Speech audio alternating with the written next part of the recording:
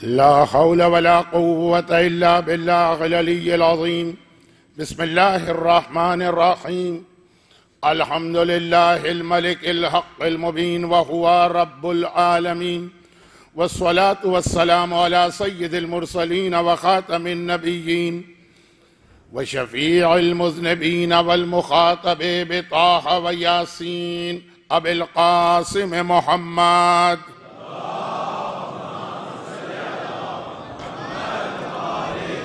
وآله الطيبين الطاهرين المعصومين المظلومين المنتجبين الميامين الذين أذهب الله عنهم الرجس وطهرهم تطهيرا.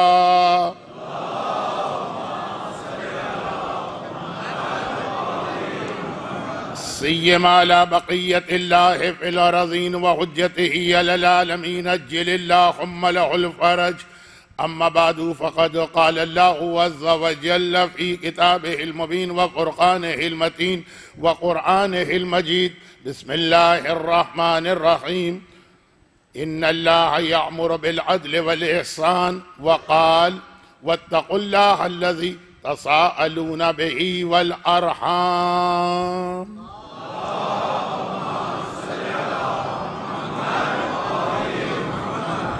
سورہ نساء کی پہلی آیت بھی آج خطبے میں تلاوت کی گئی۔ سورہ نحل کی آیت تو روزانہ ہی ہماری مجلس کا سرنامہ قرار پا رہی ہے، اور بعض وجوہات کی بنا پر سورہ نحل کا ترجمہ و تفسیر آج کے ماحول میں بہت اہم ہو گیا ہے، اور مومنین کرام کو موقع ملے خاص طور پر ماہ مبارک رمضان میں تو ترجمہ ضرور پڑھ لیں۔ فیس بک اور واٹس ایپ جو بہرحال میں اب تک اس موضوع پہ بات شروع نہیں کر سکا، اس کا بھی توڑ یا اس کی خرابیوں کا ذکر بھی قرآن کریم کی اسی سورے کی 2 یا 3 الگ الگ آیتوں میں۔ اور یہ سب سے تکلیف دہ چیز ہے کہ یوٹیوب، اور اب مجھے پتا چلا کہ اس انداز کے 2-3 اور بھی چینلز ہیں، اس پر جس انداز سے مختلف کلپس اپلوڈ کیے جاتے ہیں وہ اپنی جگہ، اور پھر اس کے نیچے جو کامنٹس ہوتے ہیں وہ، بلکہ بعض لوگ اس طریقے کو تبلیغ دین کا ذریعہ سمجھتے ہیں۔ سورہ نحل کی آخری آیتوں میں جو طریقہ سمجھایا گیا ہے یہ تو بالکل اس کے الٹ ہے، اور ہر سال 28 صفر کو، اور ہو سکتا ہے کہ 17 ربیع الاول کو بھی، جو آپ پیغمبر اسلام کی ولادت و وفات کی تاریخوں میں پیغمبر کی زیارت پڑھتے ہیں، اس میں بھی سورہ نحل کی یہ والی آیتیں جو میں یوٹیوب کے حوالے سے شاید آخری سے پہلے والی مجلس پہ پڑھوں، پیغمبر کی زیارت میں ان آیتوں کا تذکرہ یہ بیان کرنے کے لیے، یہ زیارت کا حصہ ہے، زیارت حج اور عمرے پہ جانے والے تو پورے 8 دن صبح، دوپہر، شام، رات جب مسجد میں جاتے ہیں یہ زیارت پڑھتے ہیں، تو اس کے اندر پیغام یہ ہے زیارت کہ دیکھو یہ ہے رسول کا تبلیغ کا طریقہ، جو سورہ نحل میں آیا پیغمبر نے اس انداز سے تبلیغ کی، لیکن وہ ذرا سا 1-8 دن کے بعد۔ ابھی تو ذرا سا مبہم سا بیان، روتے روتے جیسے ہی مجمع ادھر ادھر ہوا اس نے اشارے سے بلایا اور اس کو لے کے چلا گیا دوسرے کمرے میں، اور وہ تھیلی اٹھا کے دے دی۔ یہاں پہ واقعہ اختتام کو پہنچا۔ کچھ ایسے واقعات ہیں جو میں نے زندگی میں اتنی بار پڑھے ہیں کہ جب کہیں بھی میں ایسی جگہ عشرہ پڑھنے جاتا ہوں جہاں کئی دفعہ آ چکا ہوں، تو جو قریبی جاننے والے ہیں وہ پہلے سے درخواست کر دیتے ہیں کہ مولانا یہ ہی نہیں پڑھیے گا۔ سنتے ہماری عمریں بیت گئیں، پتہ نہیں ایسا لگ رہا کب سے سنے چلے آ رہے ہیں، تو لیکن ان میں سے جو بہت زیادہ میں پڑھتا ہوں، واقعات کا آخری حصہ ہمیشہ رہ جاتا ہے، کیونکہ میں تو صرف اتنی روایت پڑھتا ہوں جتنا میرے موضوع سے متعلق. لیکن کل ایک بچے نے آ کر 2 باتیں مجھ سے کہیں. پہلی بات تو یہی جو ابھی میں نے مکمل کی کہ ٹھیک ہے وہ یہودی کا قرضہ لیا، پل صراط پہ روکا گیا، اور اس پل صراط کو قرآن نے مرصاد کہا. یہ مرصاد تو بچہ نہیں کہہ سکا، لیکن اس کی گفتگو کا خلاصہ کہ وہ اپنا نچا ہوا گوشت بھی دکھا دیا اور سب کچھ صحیح ہوا کہ آخر جس شخص کی امانت خیانت کر دی گئی تھی، کھا لی گئی تھی، دبا لی گئی تھی، چھین لی گئی تھی، وہ ملی کہ نہیں ملی. تو بہرحال عام مومنین کے لیے تو جو پیغام جہاں تک تھا وہاں پڑھا گیا، لیکن بچے کو واقعے سے دلچسپی تھی. یہ بیچارہ بھی کیا جانے امانت خیانت. تو اس لیے میں نے وہ جملے مکمل کیے کہ وہ تقریر کر کے وہ بزرگ اپنے سینے، زخمی سینے کو دکھا کے چلے گئے. اور وہ مجمع بھی جو اس دوران جمع تھا اور رو رہا تھا وہ بھی ایک ایک کر کے چلا گیا. پھر بلایا اسی عطار نے، دوا فروش نے، اور روتے ہوئے پچھلے کمرے میں جا کر وہ امانت اس کے حوالے کر دی. لیکن نجف کا رہنے والا چیٹر فراڈیا پھر بھی اتنا خوف خدا تھا. آج کل تو لوگ بہت بہادر ہو گئے، ایک تو طاقتور بہت ہو گئے. کہاں ایک تنکے کا بوجھ نہ اٹھایا جائے روز قیامت، اور کہا وہ سینکڑوں اور ہزاروں اور لاکھوں کی بات کرتے ہیں، اور اس انداز سے دوسرے کا حق ہضم کر لیتے ہیں کہ لکڑ ہضم، پتھر ہضم والی گولیاں بھی اتنا کام نہیں کر سکتی. اور دوسری بات یہ کہ آخرت و قیامت کے حوالے سے تو بہت ہی بے فکری اور اطمینان ہے. صاحبان ایمان کی ایک بڑی تعداد وہ یہ سمجھتی ہے کہ شاید قیامت کے دن کوئی پکنک کا ماحول ہوگا، ٹہلتے ہوئے جائیں گے ادھر ادھر، دوسروں کو حقارت سے دیکھیں گے اور سیدھا جنت میں پہنچ جائیں گے. بہت سے لوگ یہ خیال کرتے ہیں. گرچہ بعض روایتوں میں بعض نیکی کرنے والوں کے لیے یہ بشارت تو آئی ہے، یہ بشارت تو آئی ہے کہ تمہارے لیے قیامت بہت اچھی ہوگی. لیکن یہ بشارت آئی ہی ہے کہ پہلے قیامت کی سختی بتائی، قیامت کا دن کتنا مشکل دن ہے. مجھے ایک بہت مشہور ہمارے یہاں جملہ ہے کہ انبیاء تک کہہ رہے ہوں گے کہ نفسی نفسی. ہر نبی اپنے بارے میں پریشان ہوگا سوائے ہمارے رسول کے جو امتی امتی کہہ رہے ہوں گے. مجالس میں اکثر پڑھا جاتا ہے.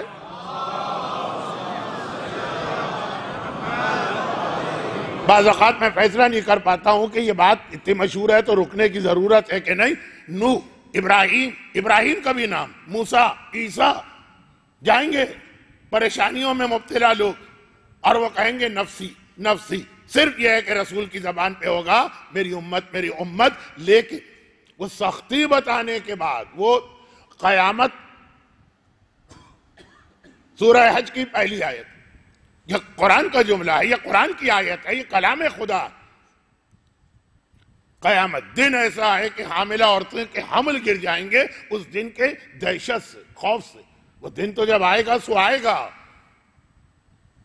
پھر وہ بتایا گیا کہ ہاں یہ 2 یا 3 نیکی کرنے والے ایسے کہ اللہ ان کے لیے راحت و آرام کرے گا. لیکن کتنا بے خوف ہے آج کا مومن، کتنا نڈر ہے آج کا مومن. یاد کیجئے مادی کرم، اسی سے یہ رسول نے کہا تھا جب، بلکہ پیغمبر کا پورا خطبہ ہے جس کا موقع آج نہیں، کیونکہ ابھی جو بات چل رہی ہے 2 دن سے اسے آگے بڑھانا. عرب کا بہت ہی مشہور پہلوان، اور اس کے بارے میں یہ مشہور تھا کہ یہ آج تک کسی سے شکست بھی نہیں کھائی ہے. اور پہلوانی کے مقابلے میں ایک چیز یہ ہوتی ہے کہ بعض اوقات آدمی سامنے والے کا مقابلہ تو کر سکتا ہے، لیکن اگر پہلے سے وہ ڈر جائے، اس کو اپنے سے طاقتور سمجھ لے، یہ خیال کر لے کہ میں تو اس سے لڑ ہی نہیں سکتا ہوں. آج کل تو آپ کو پتا ہے نا، ہر چیز کمرشل. مقابلوں میں بھی یہ ہوتا ہے کہ سامنے والے کو اسی لیے پہلے سے ڈرایا جاتا. آسٹریلیا کی کرکٹ ٹیم تو اس حوالے سے بہت بدنام ہے. خیر، تو یہ مشہور تھا بڑے سے بڑا، یعنی عمر ابن عبدود کے اس کے مقابلے میں لیا تو ڈرے گا نہیں. پیغمبر سے ایک دفعہ ملاقات ہو گئی راستے. پیغمبر نے دیکھا، کہا کہ تیرے بارے میں مشہور ہے کہ چاہے تجھ سے طاقتور آ بھی جائے، اللہ نے ہر ایک کے اوپر اس سے بڑی طاقت رکھی تو ہے. یاد کیجئے، یہ آقا حسن کی حدیث ہے نا کہ یہ چیز طاقتور، اس سے بڑی یہ، اس سے بڑی یہ، اس سے بڑی یہ، تو ہر چیز پہ. لیکن تو ڈرتا نہیں ہے، بے خوف ہے، نڈر ہے، بہت بہادر ہے. کافر تھا. جب یہ بات ہو رہی، کہا کہ ہاں اے عبداللہ کے بیٹے، آج تک میں کسی چیز سے نہ ڈرا ہوں نہ ڈر سکتا ہوں. پیغمبر کا پہلا جملہ کیا تھا یہ جواب سننے کے بعد؟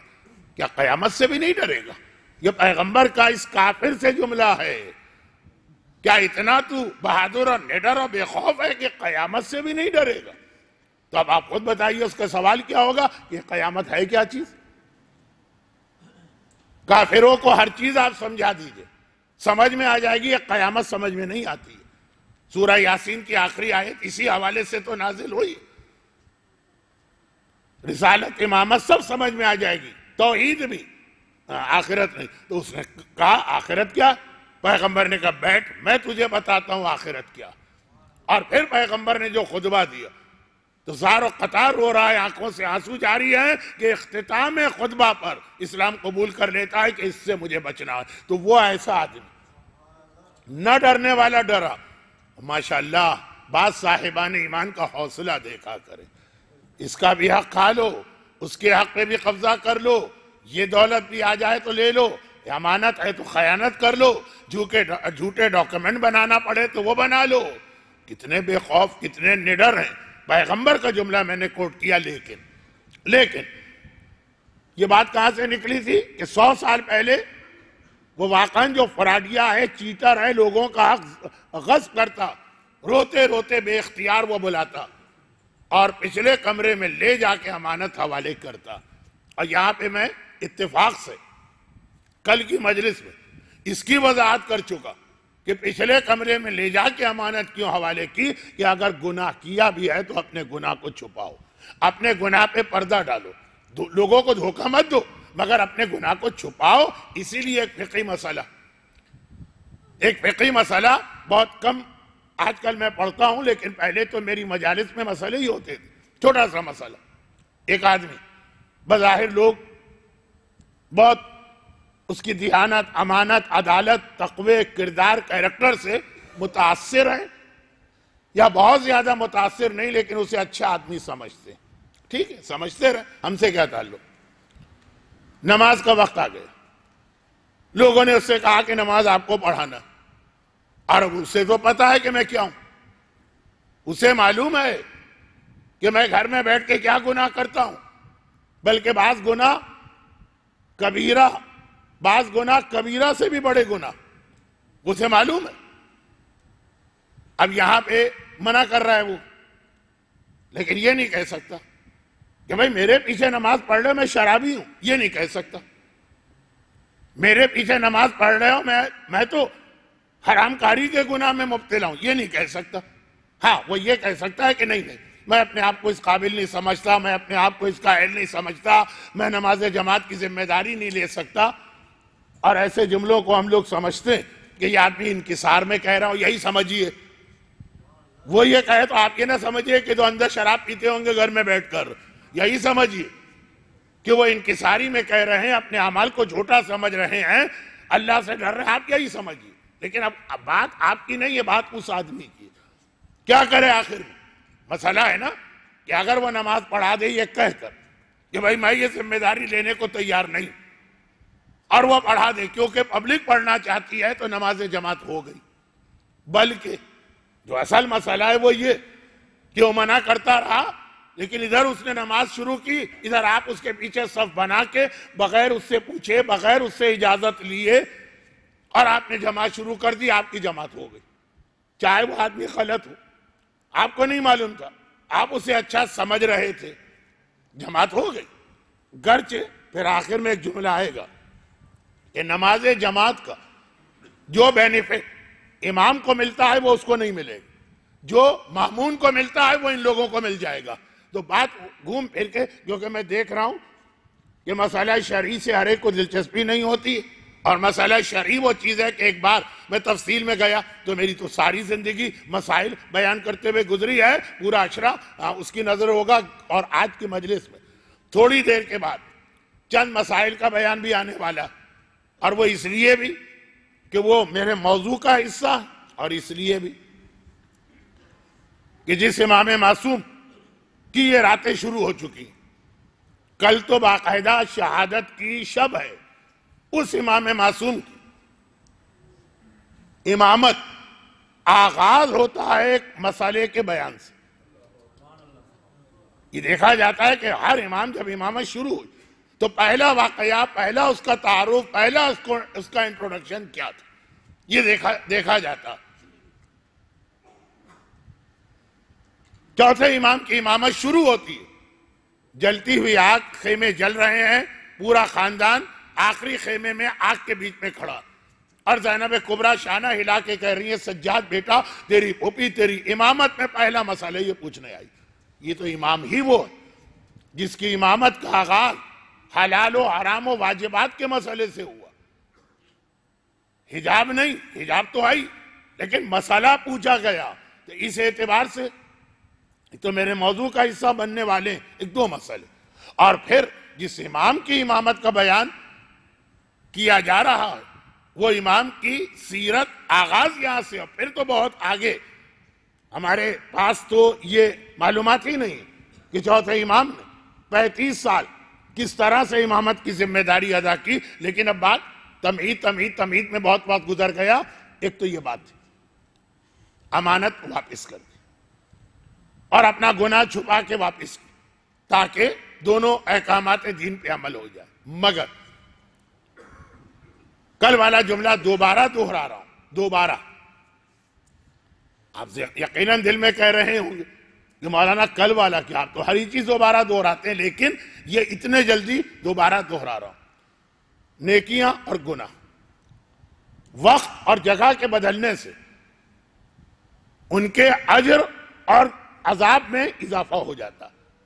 گناہ اللہ کے ہاں اس انداز کی ترازو نہیں کہ اس آدمی نے 1.5 کلو گناہ کیا ہے اور اس نے بھی 1.5 کلو یہی گناہ کیا تو دونوں کو برابر سزا ملے، نہیں، ایک ہی جیسا گناہ، بالکل ایک انداز کا، واقعاً بھی ایک جگہ اور تاریخ فرق پڑتا۔ اور یہی نیکیوں کا مسئلہ۔ اب گناہ کی مثال تو میں نے دے دی تھی، ہر آدمی کو معلوم ہے۔ کل کیا مثال دی تھی؟ گانا، یاد رکھیے گانے کی بات آئی تھی، میوزک کی بات نہیں آئی تھی، گانا۔ لیکن شراب بہت واضح مثال، گھر میں بیٹھ کے شراب پینا، مسجد میں بیٹھ کے شراب پینا، روضہ رسول میں بیٹھ کے شراب پینا، خانہ کعبہ کی چھت پہ شراب پینا، کچھ مجھے کہنے کی ضرورت نہیں۔ عام راتوں میں شراب پینا، شب جمعہ شراب پینا، رمضان کی راتوں میں شراب پینا، شب قدر شراب پینا، عرفات کی تاریخ میں شراب پینا۔ خیر، اب یہ ایک ہوا۔ نیکیوں کا بھی یہی مسئلہ، کیوں آپ لوگ دوڑ کے نماز کے وقت مسجدوں میں جایا کرتے ہیں؟ وہ اسی لیے کہ گھر میں بھی نماز ہے، مسجد میں بھی نماز، چاہے جماعت نہ ہو۔ صلہ رحم کے اعتبار سے جو دو چیزیں ہیں وہ یہاں جمع ہو گئے۔ تقدیر بدلتی ہے 3 کاموں سے۔ تقدیر، بس آگے ہمیں اپنے موضوع پر، جو اللہ نے اس دن لکھی تھی، جس دن آپ کے باپ آدم بھی پیدا نہیں ہوئے تھے، دنیا بھی نہیں بنی تھی جس میں آدم کو رہنا، کائنات ابھی بنی ہے اور قیامت تک کی تقدیر لکھ دی گئی ہے۔ گرچہ مولا نے کہا اس سے زیادہ اس مسئلے پر غور نہ کرنا۔ نہج البلاغہ میں وہ جملہ بھی نہج البلاغہ کا ہے کہ سلونی، پوچھو مجھ سے قبل ان تحفظونی، نہج البلاغہ اسی کا نام ہے، پوچھو۔ لیکن صرف ایک جگہ نہج البلاغہ میں آپ کو یہ ہدایت مولا کی ملے گی، پارٹ 2، آخری پیج پہ چلے جائیے، پارٹ 2 کے۔ پارٹ 2 میں مولا کے چھوٹے چھوٹے نصیحت کے جملے، نہیں چھوٹے چھوٹے جملے تو نہیں، یہ خط ہے مولا کے، لیکن آخری خط جو ہیں وہ 2 لائنوں کے، لمبے خط نہیں، اس کے آخری پیج پہ آپ کو ملے گا، خبردار تقدیر کی زیادہ تفصیل میں نہ جانا، یہ ایک اتنا گہرا سمندر ہے کہ ایک بار قدم رکھا تو ڈوب ہی جاؤ گے، بچنے کا کوئی امکان نہیں۔ تو جتنا میں کہہ رہا ہوں اس سے زیادہ نہیں۔ جو فوراً خیال آئے گا اگر اللہ نے اس دن سب لکھ دیا تو پھر یہ ہے کہ یزید کا کیا قصور، تقدیر میں لکھ دیا گیا کہ اس کو یہ کرنا۔ اب یہ گہرا سمندر، قدم رکھتے جا رہے ہیں، پھنستے جا رہے ہیں، ڈوبتے جا رہے ہیں۔ تو خیر سلونی کہنے والا مولا کہاں پہ روکتا ہے آپ کو؟ یہاں پہ روکتا ہے، لیکن اس سے پہلے والا مرحلہ تقدیر بدل سکتی، اور جن 3 چیزوں سے بدلتی، آج اس کی پہلی چیز کو دوسری چیز سے ملا رہا ہوں۔ پہلی چیز جو بات چل رہی تھی صلہ رحمی، اور میں بار بار کہہ رہا تھا کہ صلہ رحمی سے مراد خالہ اور پھوپھی، چچا اور ماموں، یہ تو ہیں، لیکن ان سے پہلے جو نام ذہن میں آتا ہے وہ نہیں آ رہا، اولاد۔ 2 ہی نیکیاں تو اسلام نے رشتہ دار کے لیے بتائی ہیں، والدین، صلہ رحمی۔ اولاد کہاں چلی گئی؟ پہلی مجلس کا سوال۔ تو جو صلہ رحمی کی ابھی اہمیت آئے گی اور کسی وجہ سے آ رہی ہے، چلیں وجہ بھی ایک لائن کی تو ہے۔ چوتھا، امام 5ویں کو بٹھا کے کہہ رہا، بیٹا خبردار یا بنیا، 5 آدمی ایسے ہیں جن کے قریب بھی نہ جانا، نہ ان کے پڑوس میں رہنا، نہ ان کے ساتھ سفر کرنا، نہ انہیں کھانے میں شریک کرنا، نہ ان سے مشورہ کرنا۔ 5، اور ان میں 5واں کہا جو صلہ رحمی نہیں کرتا۔ میں نے کتاب خدا میں 3 جگہ تو اس پہ لعنت پڑھی۔ اب یہ چوتھا امام 5ویں سے کہہ رہا ہے، کس کے لیے؟ ہمارے اور آپ کے لیے۔ لیکن یہ بات تفصیل سے جو کل شہادت کی مجلس ہے شب کی یا پرسوں جو دن گزر کے اس میں آئے گی، لیکن وجہ یہ ہے جو 2 دن سے ایک موضوع بن رہا ہے، اس کی وجہ یہ اولاد ٹاپ آف دا لسٹ۔ تقدیر بدل جاتی ہے صلہ رحمی سے، ایک برابر ہے 10 کے، اور ایک برابر ہے 70 کے، اور ایک برابر ہے 700 کے، اور ایک برابر ہے 7000 کے، اور ایک برابر ہے 70,000 کے۔ اسی ممبر پہ حدیث پڑھی تھی 18 سال پہلے۔ راہ خدا میں 1 درہم دے رہے ہو کسی عام آدمی کو، 10 گنا ثواب تو پکا۔ ایک ہی شرط ہے جو آیت الکرسی کے فوراً بعد قرآن میں بتائی گئی ہے، اشارے کر دیتا ہوں، پھر جا کے اسمارٹ فون پہ چیک کر لیجیے۔ میری نسل کے لوگ باقاعدہ مصحف کو ہاتھ میں لے کر پورے احترام کے ساتھ چیک کیا کرتے ہیں۔ خیر، ایک 70 کے برابر کہا کہ اگر کسی مومن کو دیا وہ 1 درہم، اور ایک 700 کے برابر کہا کہ اگر کسی رشتہ دار کو دیا، اور ایک 70,000 کے برابر اگر والدین کو دیا، اور 1,00,000 کے برابر ہے اگر کسی عالم دین کو دیا۔ تو اب نیکی، ہر نیکی عام آدمی سے کی جائے اس کا بھی ثواب کم سے کم 10 گنا تو ہے، لیکن جب رشتہ دار بیچ میں آ جاتے ہیں، قرآن کریم کی آیت، کربلا کا ایک واقعہ، بات آگے بڑھے گی۔ سورہ نساء کی آیت کا ترجمہ سنی، وَاتَّقُوا اللَّهَ الَّذِي، وَاتَّقُوا اللہ، ڈرو یا تقوی اختیار کرو اللہ سے۔ کون اللہ؟ الَّذِي تَسَاءَلُونَ بِهِ، جس کے بارے میں قیامت کے دن پہلا سوال ہوگا، والارحام، اور قیامت کے دن پہلا سوال اللہ کے بعد رشتہ داروں کے بارے میں ہوگا، اللہ اور پھر رشتہ دار۔ اب یہاں پہ وقت نہیں ہے کہ میں بہت تفصیل میں جاؤں، لیکن ایک روایت کا خلاصہ، امام نے کہا یہ جو قرآن نے کہا کہ قیامت میں پہلا سوال اللہ کے بارے میں ہوگا، اس سے مراد ہے نماز، ذکر خدا، پہلا سوال نماز اور رشتہ دار۔ لیکن اتنا احترام کہ رشتہ اگر جھوٹا بھی ہو تو اس کا احترام کرو، جھوٹا بھی اگر ہو احترام کرو۔ یاد کر لیجئے وہ روایت جس کو پڑھنے کی مجھے ضرورت نہیں، پوری رات شب عاشور حسینی خیموں میں کیا ہوتا رہا آپ ساری زندگی سنتے بھی ہیں، اور اب باقاعدگی سے لوگ خیمہ گاہ جاتے بھی ہیں تو وہاں بھی یہ مصائب دہرائے جاتے ہیں۔ حسینی خیموں میں ساری رات کیا ہوتا رہا؟ ذکر خدا، تلاوت قرآن، مناجات، نمازیں۔ یہی کہہ کر آقا حسین نے عمر سعد سے 1 رات کی مہلت لی تھی بظاہر، ویسے حقیقت نے دی تھی لیکن بظاہر۔ اور یزیدی خیموں میں کیا ہو رہا ہے؟ خیمے تو وہاں بھی لگے ہوئے، اور جنگ کی تیاری ہے. کل جنگ ہے، بلکہ عمر سعد کے اعتبار سے جنگ شروع ہو چکی ہے. وہ تو یوم تاسوعہ 9 محرم کی سپہر کو پہلا تیر پھینک بھی چکا. جنگ جاری ہے، بیچ میں ایک وقفہ آیا. وہاں کیا ہو رہا؟ وہاں سارے بڑے بڑے سردار جمع کیے گئے، جن کے نام بھی میں نہیں لیتا ہوں اس لیے کہ نام زیارت عاشورہ میں آ چکے. لیکن سارے بڑے سردار جمع کیوں ہیں؟ صرف ایک نقطے پر بحث کے لیے. کل تو ہمیں یقینی شکست ہونا ہے، کیسے اس سے بچے؟ 30,000 کی فوج 35 یا 40 کے لشکر کو دیکھ کے یہ کہہ رہی آقا حسین کا لشکر 70 کا ہو کہ 100 کا، لڑنے کے قابل جوان مرد کتنے تھے؟ بچوں کو نکال دیں، بوڑھوں کو نکال دیں، بیماروں کو نکال دیں، جوان کتنے تھے؟ اب کہہ رہے ہیں کہ کل یقینی ہے ہماری شکست. طے شدہ بات. اتنا یقین کیسے ہے؟ عباس کی وجہ سے. عقیدے کی بات نہیں کر رہا ہوں، عقیدہ ہمارا ہے، ان کا عقیدہ نہیں ہے. وہ اپنی آنکھوں سے عباس کی بہادری دیکھے ہوئے. یہ حالات تو آپ سنتے رہتے ہیں. آقا عباس پہ تو آج کل پورے اشرے پڑے جاتے ہیں. آنکھوں سے دیکھے ہوئے ہیں عباس کی بہادری، تو معلوم ہے انہیں. کل تو ہماری شکست یقینی جب تک کہ حسین کے پاس صرف ایک یہ سپاہی رہے گا. 35-40 تو میں نے خالی عدد بتا دیا، ان کی بھی ضرورت نہیں، صرف ایک عباس. یہ الگ بات ہے کہ ان کو معلوم بھی نہیں تھا کہ عباس ہی پر کل کے دن ایسی پابندی لگنے والی کہ ہم اور آپ تو برداشت نہیں کرتے. آپ مجھے بتائیے کیا آپ برداشت کر سکتے تھے؟ جو یزیدی برداشت نہیں کر سکے. یزیدی، آپ تو صاحب ایمان ہیں. یزیدیوں کا صبر کب جواب دے گیا؟ جب حسین پیاس اصغر کو لے کے آئے. اصغر کی پیاس ایسی ہے کہ یزیدی منہ پھیر پھیر کے رونے لگے.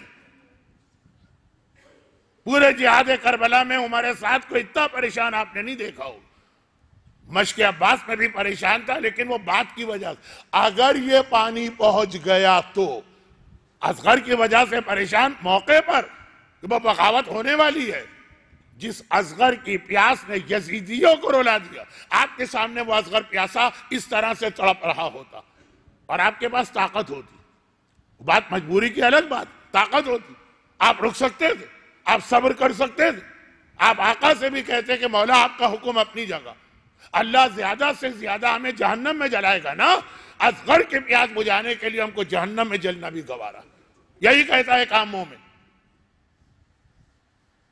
مگر پھر وہ عام ہی مومن رہ جاتا. عباس کیوں بنے؟ اور یہاں بھی ایک اشارہ کر دو کہ عباس سے بھی زیادہ صبر کرنے والے کا نام ہے سجاد، سید الصابرین. کل رات کی یہ ساری کل رات کی تیاری ہو رہی ہے، آنے والی کل. لیکن عباس اصغر کی پیاس کو بھی دیکھ رہے ہیں. لشکر یزید نے تو صرف ایک بار اصغر کو دیکھا. عباس کا تو خیموں میں آنا جانا مسلسل، اور سکینہ کی پیاس کو بھی دیکھ رہے ہیں. حسین نے تلوار بھی رکھوا لی. خالی نیزہ لے کے جانا ہے کیونکہ تمہیں جنگ نہیں کرنا، صرف دشمن کو بھٹانا ہے اپنے قریب سے. وہ عباس، ان کو نہیں معلوم تھا کہ یہ ہونے والا. یہ تو سوچ رہے ہیں جو عمر سعد کے خیمے کی میٹنگ ہے کہ کل کیسے ہم جنگ جیتیں گے. آخر شمر نے کہا کہ میرے ذہن میں ایک طریقہ آیا، اور تو کوئی طریقہ نہیں ہے، اسی کو آزما لیتے ہیں، اور ناکام ہو گئے تو پھر تو جنگ کریں گے، دیکھا جائے گا. اور وہ طریقہ کیا تھا ہر ایک کو معلوم. صبح کا وقت ہے، نماز ہو چکی ہے، لشکر تیار ہو رہے ہیں. عمر سعد اپنا لشکر، آقا حسین اپنا لشکر. لشکر جب تیار ہوگا عباس کو بلایا گیا. وہ علمدار ہیں، وہ سالار ہیں. اور ابھی عباس حسین کے خیمے میں آئے کہ در خیمہ پہ شمر کی آواز آئی، میری بہن کی اولاد کہاں. جناب عباس کے لیے جملہ نہیں تھا جیسے کسی نے کوڑا بدن پہ مارا. یہ دشمن امام، یہ نجس، یہ اپنی زبان سے مجھے اپنا بھانجا کہہ رہا ہے، میری ماں کا ذکر کر رہا، جو آقا حسین کا دشمن. لیکن آقا کے سامنے تڑپ کے رہ گئے. حسین بھی عباس کی کیفیت دیکھ رہے. شمر نے دوبارہ کہا میرے بھانجے کہاں، اور عباس کی عجیب حالت، برداشت نہیں ہو پا رہا ہے. لیکن عباس بہرحال کائنات کے دوسرے بڑے صابر کا نام. جب تیسری مرتبہ شمر نے کہا اور عباس کیفیت یہ کہ گویا چہرے سے خون ٹپک پڑے۔ حسین نے کہا عباس وہ بلا رہا ہے، جاتے کیوں نہیں؟ اب عباس کو بولنے کا موقع ملا، آقا نے بات شروع کی، مولا میں اس کے پاس جاؤں جبکہ وہ تو رشتہ بھی جھوٹا بنا رہا؟ کیونکہ یہ ایک بہت واضح مسئلہ ہے جس کو میں ممبر سے کھل کے نہیں کہنا چاہتا، بچے بھی ہیں خواتین بھی، جس کے نسب کا پتہ نہ ہو یا جس کے باپ کا پتہ نہ، اس کا کسی سے رشتہ نہیں بنتا۔ خیر تو وہ تو اپنی جگہ چھوڑیے بات کہ شمر کون تھا، کس سڑک پہ پڑا ہوا ملا، کس قبیلے نے اٹھا کے پالا، وہ تو آج کا موضوع ہے بھی نہیں، لیکن جھوٹا رشتہ ہے ہی نہیں کوئی رشتہ۔ سچا بھی ہوتا تو عباس نہیں جاتے، لیکن یہ تو جھوٹا۔ حسین نے کہا لیکن عباس اللہ نے رشتہ داری کا اتنا احترام رکھا، اتنا احترام رکھا کہ اگر کوئی جھوٹا بھی رشتہ بنائے، اب یہ الفاظ میرے ہیں مفہوم امام کا، تو چاہے اس کی بات نہ مانو لیکن کم از کم سن لو، اسے ایک احترام دو۔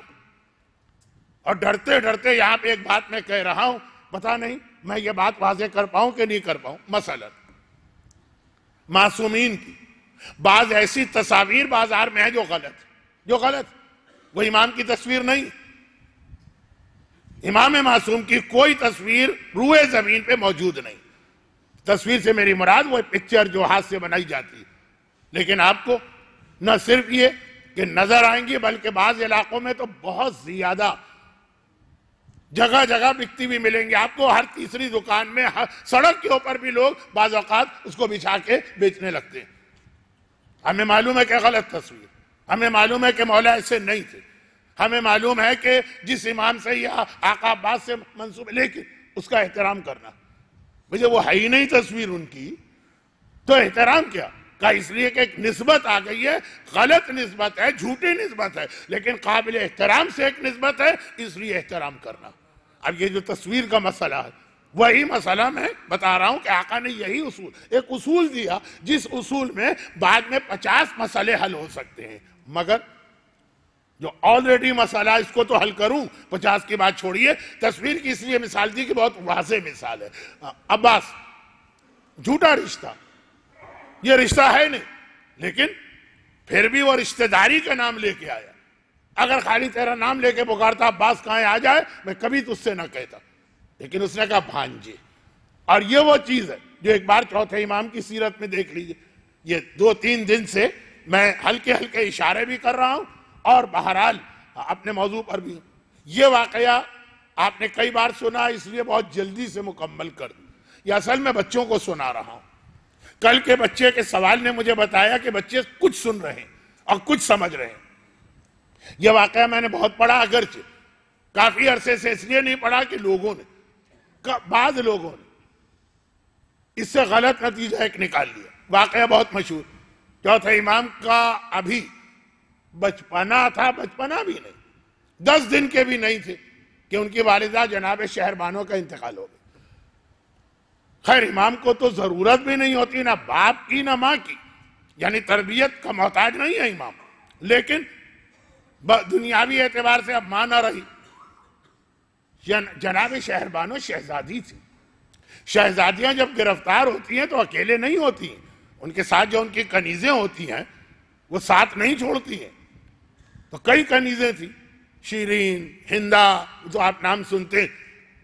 آقا حسین شہربانو کے انتقال کے بعد سب کو آزاد کر دی، مگر ایک کنیز نے کہا کہ نہیں، آقا مجھے اپنی آقا زادی اور شہزادی کے اس بچے کو پالنا، محتاج نہیں ہے، مگر رسول خدا کو ام ایمن نے پالا کہ نہیں پالا جناب آمنہ کے انتقال کے بعد، مگر حسنین فضہ کی نگرانی میں بظاہر پروان چڑھے کہ نہیں شہزادی کے وفات کے بعد، تو دنیا تو یہ کنیز۔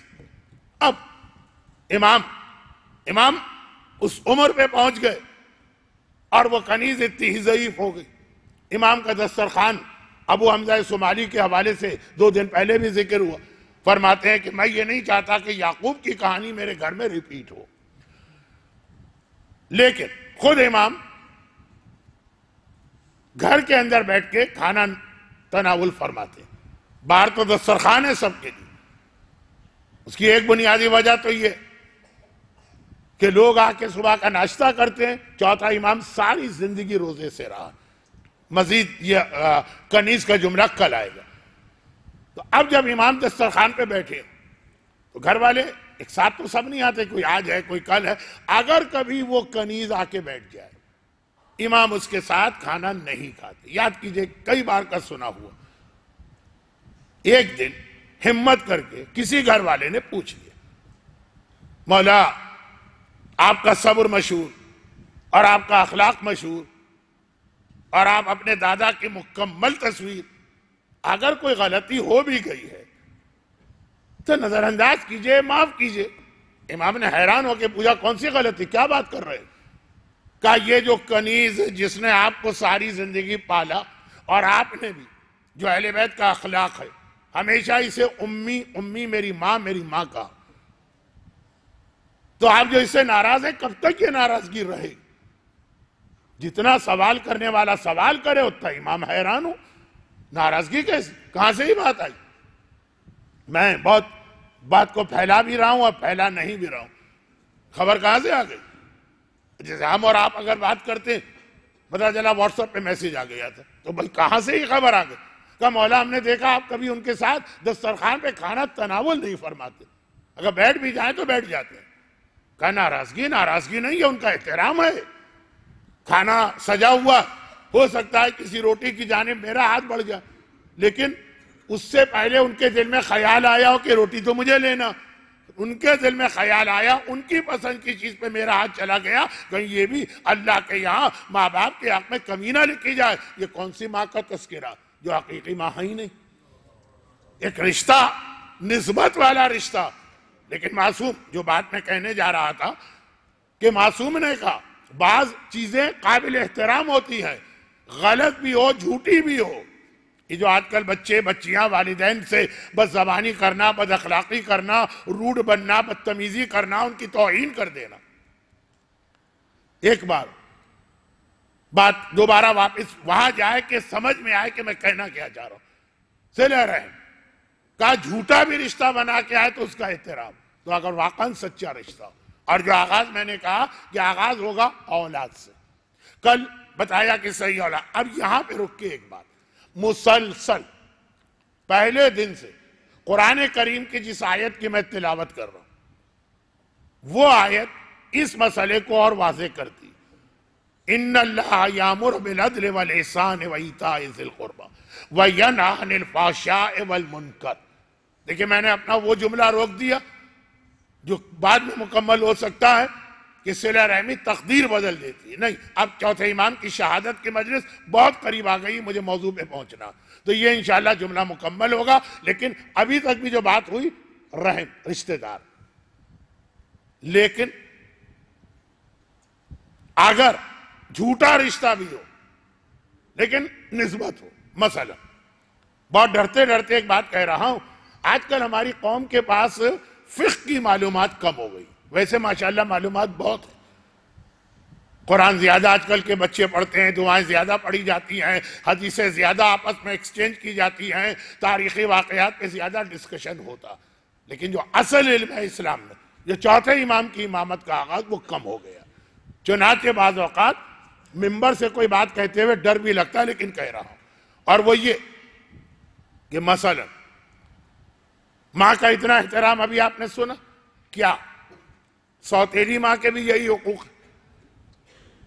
اب یہ سوتیلی کا لفظ ہی آ گیا، ذرا سا ہندوستانی پاکستانی معاشرے میں ایک چڑیل، ایک بلا، ایک خونخوار ڈائن ذہن کے اندر آتی، اور خالی ہمارے ہاں نہیں، ان بچوں نے سنڈریلا کی کہانی پڑھی ہے تو اس میں بھی سوتیلی ماں، اور ان بچوں نے اسنو وائٹ کی کہانی سنی ہے تو اس میں بھی سوتیلی ماں۔ بہرحال میں سوتیلی ماں کے حوالے سے بات نہیں کر، لیکن بات کر رہا ہوں وہ ماں تو نہیں اور رحم بھی نہیں ہے، یعنی خونی رشتہ تو نہیں ہے اس سے کوئی، کیا اس کا کوئی احترام ہے اسلام؟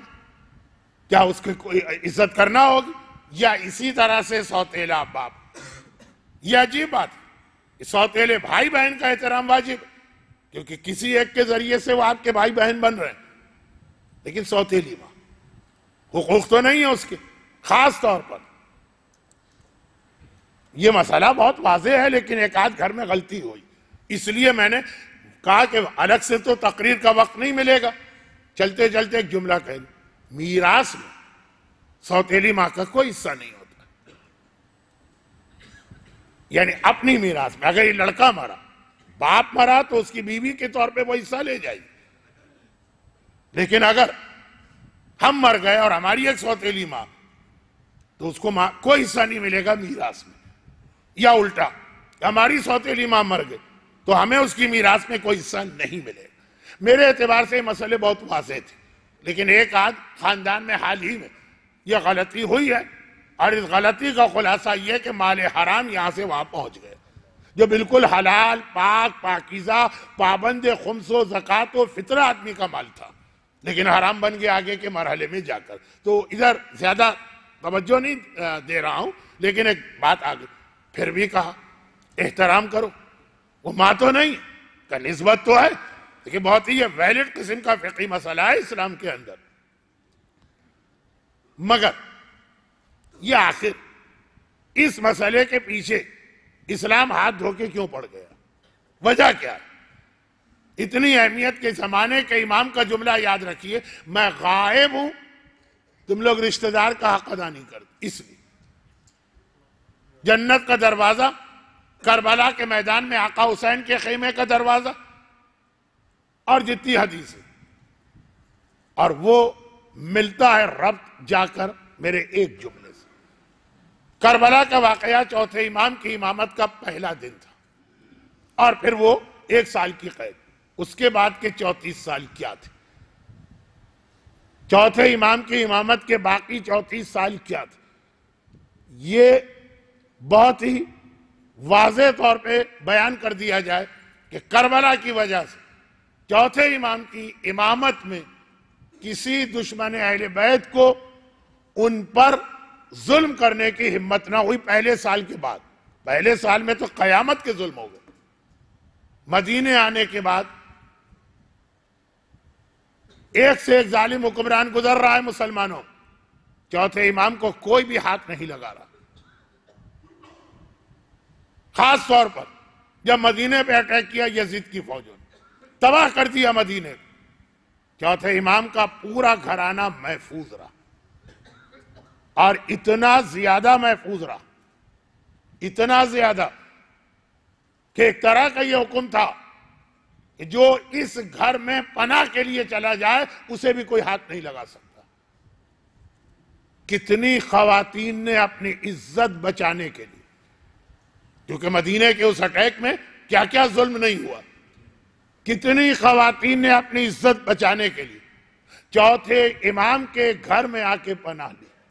وہ گھر جو شہر مدینہ سے باہر سلمان فارسی کے باغ کے سامنے تھا، خالی جاننے والوں نے نہیں، عام لوگوں نے بھی نہیں، خود بنو امیہ کے خانوادے کی کتنی عورتیں وہاں پہ آئیں۔ امام نے پلٹ کے یہ بھی نہیں کہا کہ تم کو یاد ہے کہ تمہارے گھرانے نے ہماری آیہ تطہیر کی سند لیے ہوئے مخدرات عصمت و طہارت کے ساتھ کیا سلوک کیا تھا؟ آ جا رہی ہو ہمارے پاس، دروازہ کھولا، اور ان عورتوں نے جن کے خاندان پر آپ زیارت عاشورہ میں لعنت کرتے ہیں، ان عورتوں نے یہ کہا کہ کبھی ہم نے اپنے باپ اور شوہر کے گھر میں بھی اتنے آرام سے زندگی نہیں گزاری جتنے آرام سے چوتھے امام کے گھر میں زندگی گزاری۔ ایک عزت بھی مل رہی، ایک احترام بھی مل رہا۔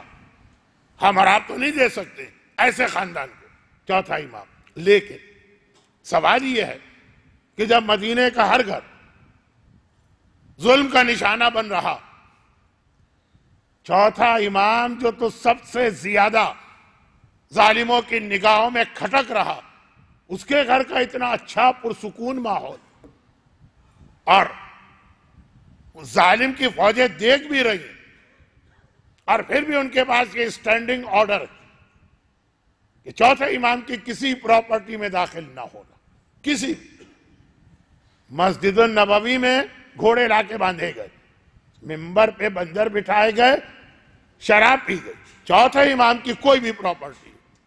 تو اب میرا اصل سوال کچھ اور تھا चौथा इमाम। फिर इमामत के 34 साल इमाम ने जालिमों के किस जुल्म का मुकाबला किया? हर इमाम जालिमों से मसरूफ जंग रहा है।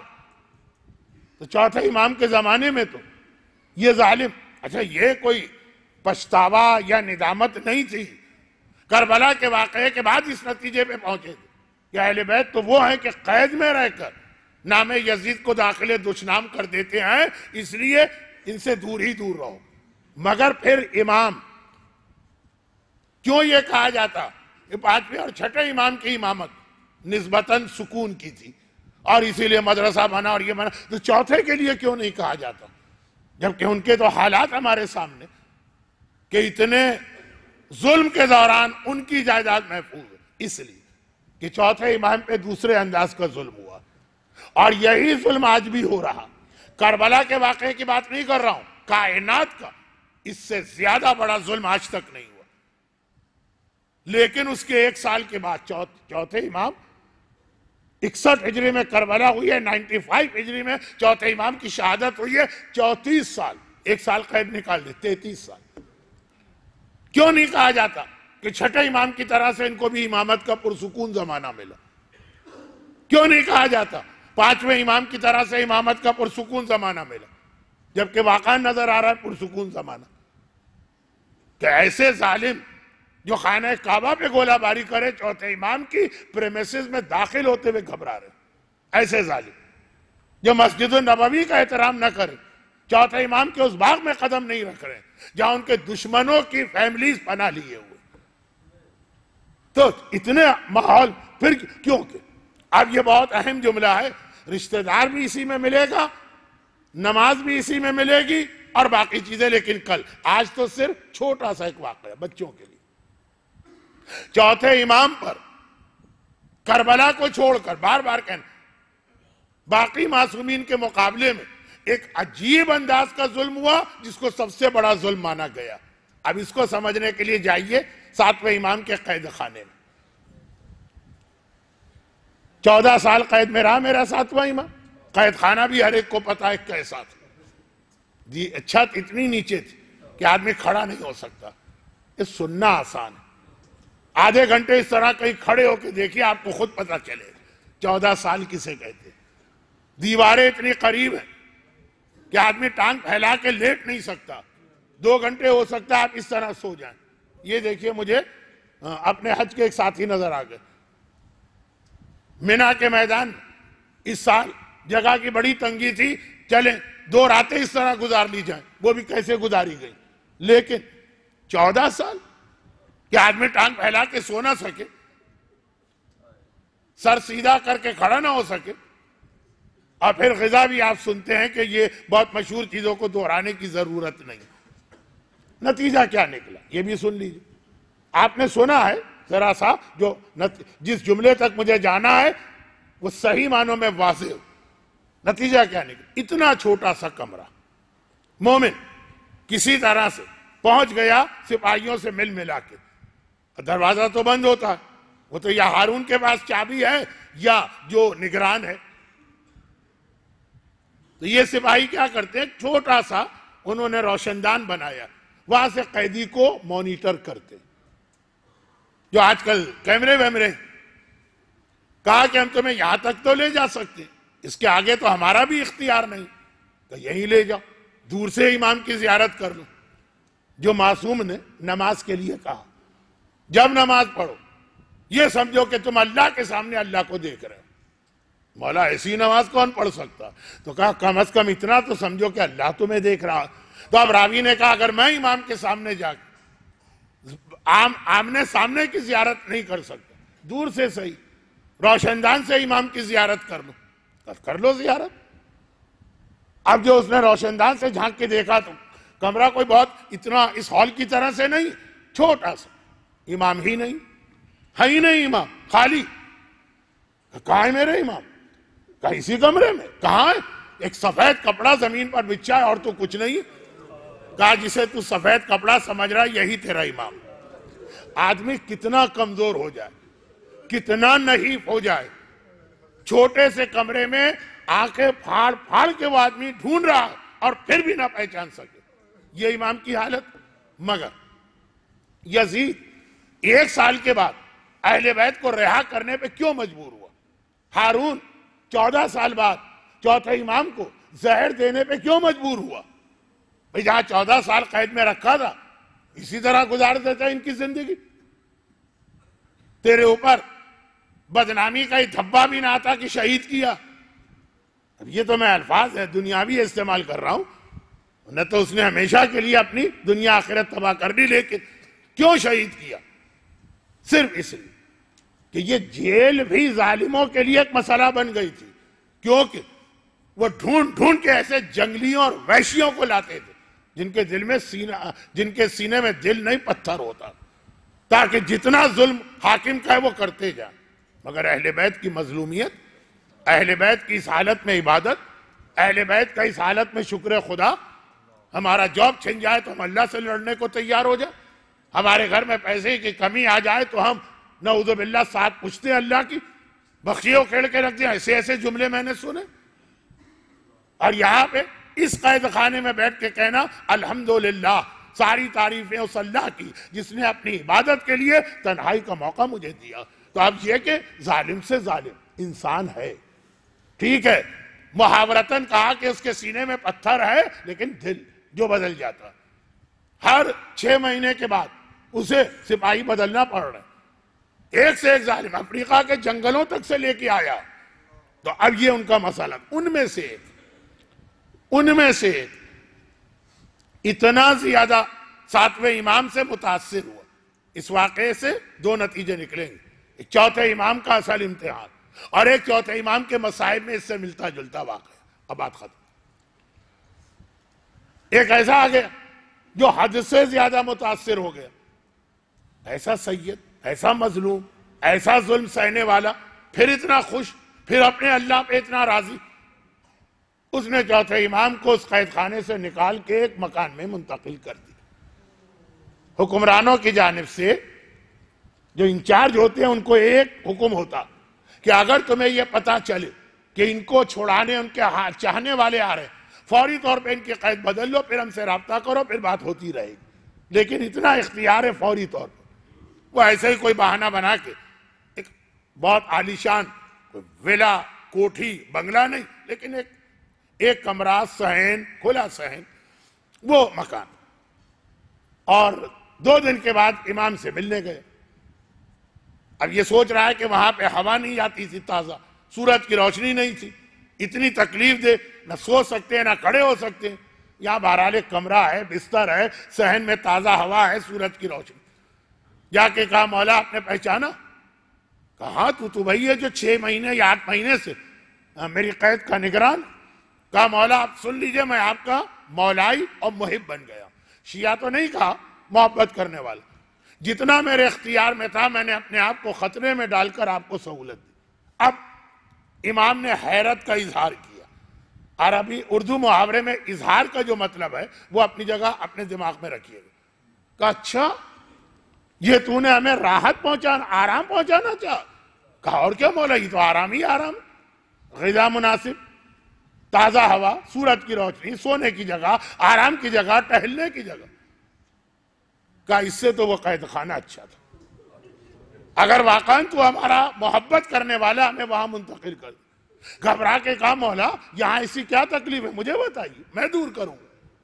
کہا یہاں کہاں لے آیا؟ یہ بغداد شہر، دنیا کا اس زمانے کا پیرس، چاروں طرف پیسے والوں کے گھر ہے. یعنی بغداد کا غریب بھی پیسے والا ہوتا تھا.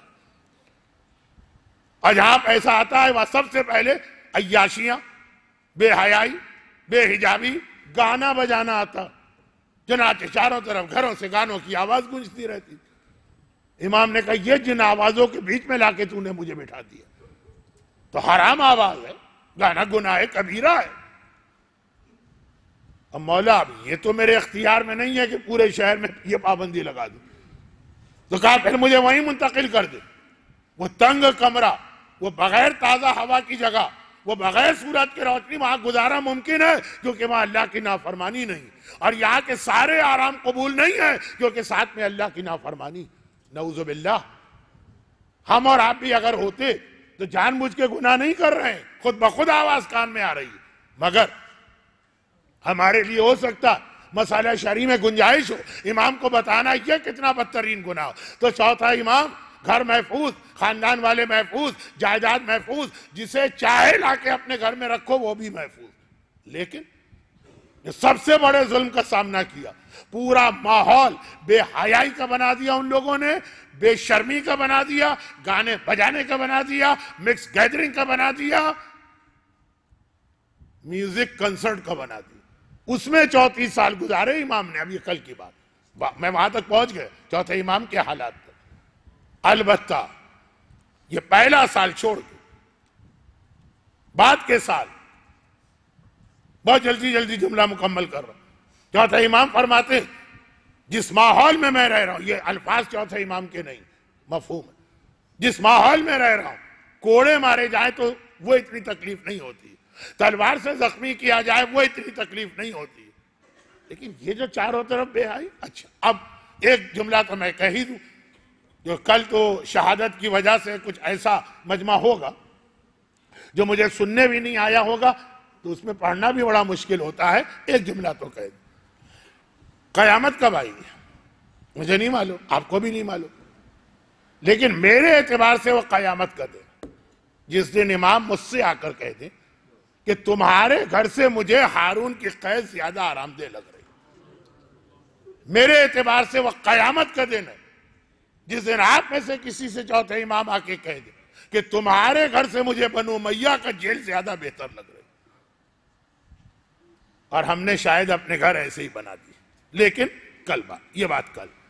البتہ ہارون کو 7ویں امام کے حوالے سے 14 سال لگے، لیکن تھک گئے، کتنے سپاہی بدلے، کتنے بدلے، آخر کہا کہ زہر دے کر ہی شہید کرو تاکہ مسئلہ ہی نہ رہے، 14 سال لگے۔ یزیدیت تو 1 سال کے اندر شکست کھا گئی، وہاں بھی یہی تھا کہ قید خانے میں بیٹھ کے چوتھے امام نے اس طرح سے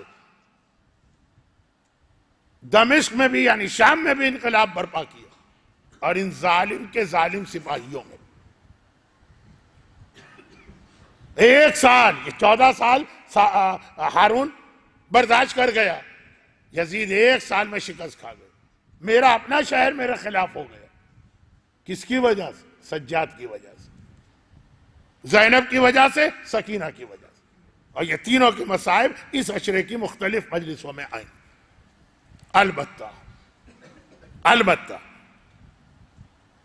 7ویں امام جب یہ مصائب برداشت کر رہے ہیں تو بظاہر قید خانے میں اکیلے، سجاد اکیلا نہیں ہے، سجاد کا ساتھ دینے کے لیے کوئی آتا ہے،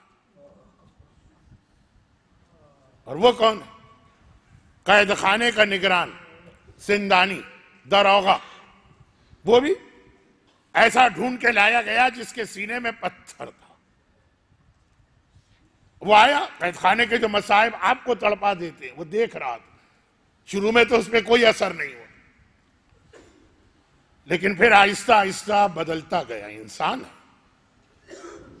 لیکن ایک دن سجاد کے پاس آ کے کہتا، یہاں بھی وہ شیعہ نہیں ہوا، محب، فرزند رسول، جب میں یہاں لا کے مقرر کیا گیا تھا تو سب سے زیادہ میرے دل میں آپ کی دشمنی پیدا کی گئی، آج اس ساری دنیا میں آپ سے زیادہ مجھے کوئی عزیز نہیں، لیکن مولا صرف ایک درخواست، آپ کے گھر والے کم از کم میرے گھر والوں کی تباہی کا سامان تو نہ کریں، میری بچیاں، میرے بچے، میری بہنیں، میرے گھر والے مارے جائیں گے، میں بھی مارا جاؤں گا۔ وہ کتنا ظالم ہے، جس کربلا میں جس نے اصغر پہ رحم نہ کھایا، مولا سجاد نے حیران ہو کر دیکھا، وہاں 7ویں امام حیران ہوئے، یہ تو مجھے آرام پہنچا رہا ہے کہ عذاب میں مبتلا کر دیا؟ یا چوتھا امام کہا کہ اے شکایت کرنے والے، تیرے انداز سے لگ رہا ہے کہ ہمارا کوئی عمل تجھے تکلیف دے رہا ہے۔ کہا مولا دیکھیے میں جتنا میرا اختیار ہے اتنی سہولت دے رہا ہوں آپ کو، مگر آپ میں سے کوئی بی بی اٹھ کے قید خانے کے باہر جا کے سڑک پہ بیٹھ جاتی، ساری رات ماتم کرتی، اگر یزید کو پتا چل گیا، اردو ایک محاورہ، میرا زن بچہ کولو پلوا دیا جائے گا، پورا گھرانہ میرا مارا جائے گا۔ مولا سجاد نے ایک مرتبہ کہا کہ اے زندانی، یہ بتا روزانہ جب تو رات کو جاتا ہے مغرب عشاء کے بعد اپنے ہاتھ سے لاک کر کے جاتا ہے؟ ہاں مولا۔ صبح کو جب تو آتا ہے اپنے ہاتھ سے دروازہ کھولتا ہے؟ کہا ہاں مولا۔ کہ جب ساری رات قید خانے کا دروازہ بند رہا تو اگر ہم میں سے کوئی باہر جانا بھی چاہے تو کیسے جائے گا؟ چکرا گئے۔ فرزند رسول یہ بات تو صحیح۔ تو کہا تیرے دل میں خیال آیا کیسے کہ یہاں قید خانے سے کوئی بی بی جاتی؟ کہا بھائی اس لیے آیا کہ وہ جو بی بی مجھے باہر نظر آتی ہے اس کا لباس بالکل وہی ہے جو آپ کے گھرانے کا لباس ہے۔ چلے لباس تو مل جاتا ہے ایک جیسا، اس کے بہن بھی وہی ہیں جو سارا دن میں یہاں سنتا ہوں۔ کبھی کہتی ہے ہائے میرا حسین، ہائے میرا اکبر، ہائے میرا عباس، ہائے میرا اصغر، ہائے میرا اون، ہائے میرا محمد۔ یہی سارا دن میں یہاں سنتا ہوں، یہی بہن بھی وہ بیوی کرتی۔ مولا سجاد نے کہا اچھا، مولا جانتے ہیں؟ کہا اچھا، اب اگر وہ بیوی نظر آئیں تو مجھے بلا لینا۔ چلا گیا۔ جیسے ہی مولا سجاد واپس قید خانے میں آئے، زینب کبریٰ گھبرا گئے۔ عصر عاشور حسین کہہ کر گئے تھے زینب اب میرا سجاد تیرے حوالے، سجاد کو ہر مصیبت سے تجھے بچانا۔ تو جہاں کوئی ایسی بات ہوتی ہے زینب گھبرا جاتی ہے۔ سجاد، یزید کا یہ آدمی اتنی دیر کیا باتیں کرتا رہا؟ مولا نے ساری کیفیت بتائی۔ اب زینب کی حیرت کی باری تھی۔ کہا سجاد بیٹا یہ کون ہے جو میرے گھر کا ماتم کرتی ہے؟ اب اگر وہ نظر آئے تو اکیلے نہ جانا، مجھے بھی لے جانا۔ وہی رات آدھی رات کا وقت وہ زندانی داروغہ نگہبان انچارج دوڑا آیا۔ کہا فرزند رسول ذرا چل کے دیکھ لیجئے، آج بھی قید خانے کے باہر سڑک کے کنارے وہی بی بی بیٹھی ماتم کر رہی ہے۔ مولا سجاد نے آواز دی پھوپھی اماں آئیے میرے ساتھ چلے۔ دونوں باہر آئے۔ مولا سجاد تو اس زندانی کو ذرا دور لے گئے۔ زینب قریب گئی، واقعاً ہے تو کوئی ماتم کرنے والا جو وہی ماتم کر رہا ہے۔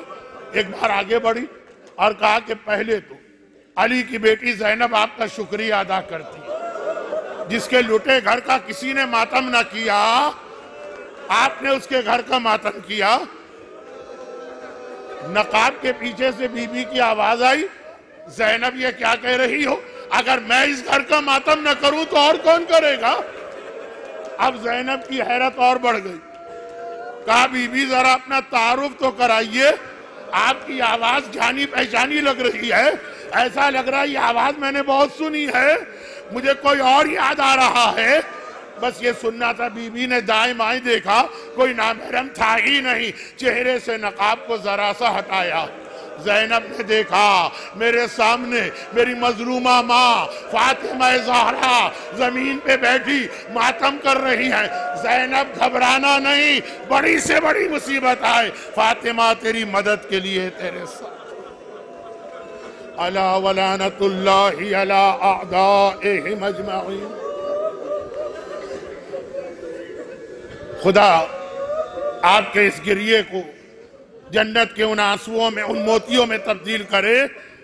ذاکر اہل بیت کرامت عمرانی صاحب کی آج تدفین ہو گئی پاکستان میں، چنانچہ آپ حضرات سے پہلی التماس تو یہ ہے کہ خصوصی طور پر ایک سورہ فاتحہ ان کے لیے۔ بسم اللہ الرحمن الرحیم، الحمدللہ رب العالمین الرحمن الرحیم مالک یوم الدین، ایاک نعبد و ایاک نستعین، اہدنا الصراط المستقیم صراط الذین انعمت علیہم غیر المغضوب علیہم ولا الضالین۔ اور جو اطلاع جن کو مل چکی ہے وہ تو نماز وحشت قبر پڑھ چکے ہوں گے۔